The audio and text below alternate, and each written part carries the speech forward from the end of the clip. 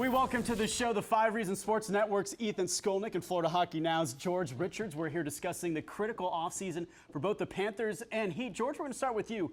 Right now, which team is better positioned for the future?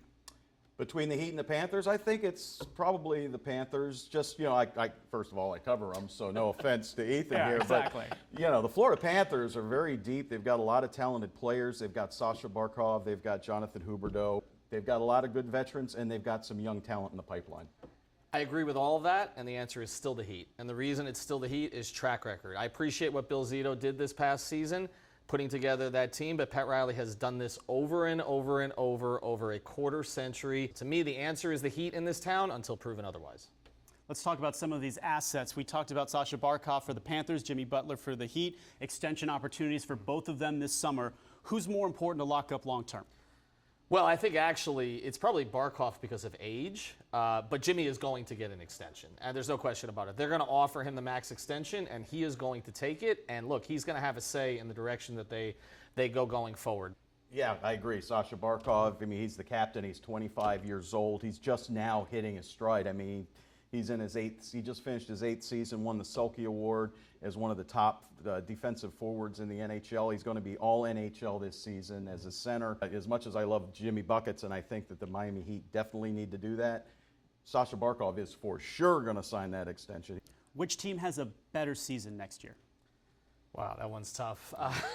Again, I'm going with track record. I don't mean to sound like the Heat guy here, but you are. But typically, I covered the Panthers a little bit way back prior to Mr. Richards. Back in the day. Back in the day, but I'll say this: I do think with Miami, what you take a look at with the Heat is that they don't typically have 2 seasons like that in a row. I think cutthroat Pat Riley is back. I think that's the best thing for this Heat organization.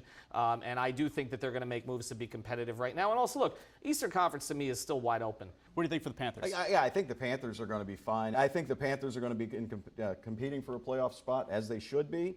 But I'll say the Heat with the extra rest. And I do believe that Pat Riley is going to make some moves this offseason and get those guys back to where they should be. Fun, big picture question. Which team has a championship parade first?